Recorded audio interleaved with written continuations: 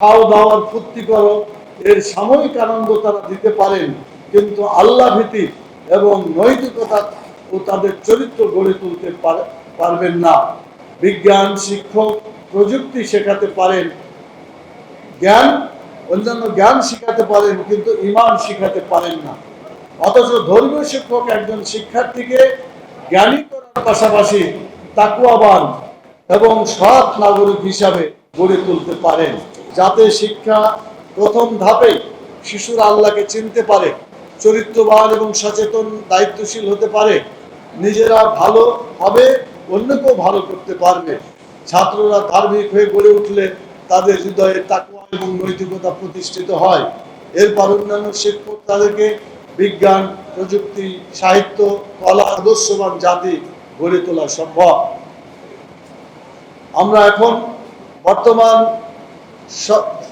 সরকারের প্রধান উপদেষ্টার কাছে কিছু প্রস্তাব এবং দাবি তুলে ধরছি।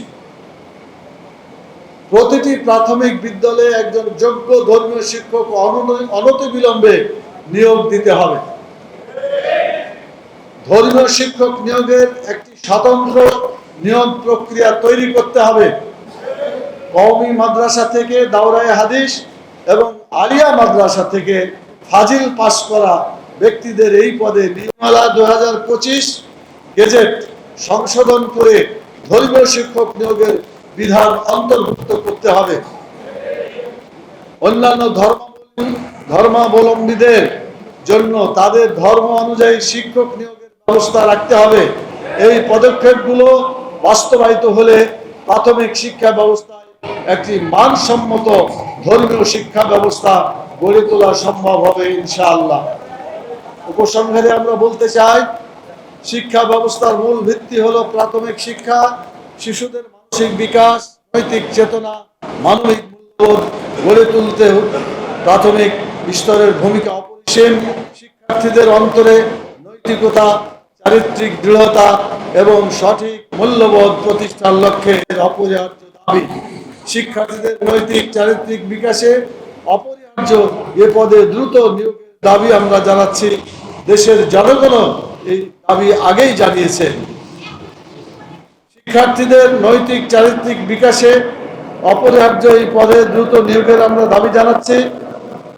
আমরা একটা কথা বলতে চাই, সেটা হলো আজকের যারা শিশু, আগামী দিনে তারা ভবিষ্যৎ নাগরিক। কবির ভাষায় ভূমি আছে শিশুর পিতা সব শিশুদের অন্তরে। এই ছোট ছোট বাচ্চাদের ভবিষ্যৎ নাগরিকদের যদি আমরা ধর্মীয় শিক্ষা অনুভূতি দেয়া গড়ে তুলতে পারি, এ দেশটা সত্যিকার মানবিক দেশে পরিণত হবে, মুসলিম দেশে পরিণত হবে, চরিত্রবান নাগরিক গড়ে তুলে দেশটাকে সুন্দর, সুখী এবং সমৃদ্ধশালী দেশ গড়ে তুলতে পারবে।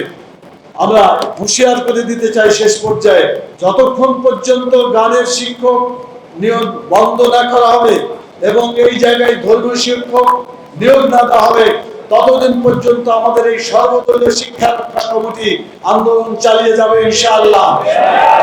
প্রয়োজনে বৃহত্তর কর্মসূচি দিয়ে দেশকে অচল করে দেওয়া যাবে, দেশের জনগণকে ক্ষতিগ্রস্ত করা যাবে না।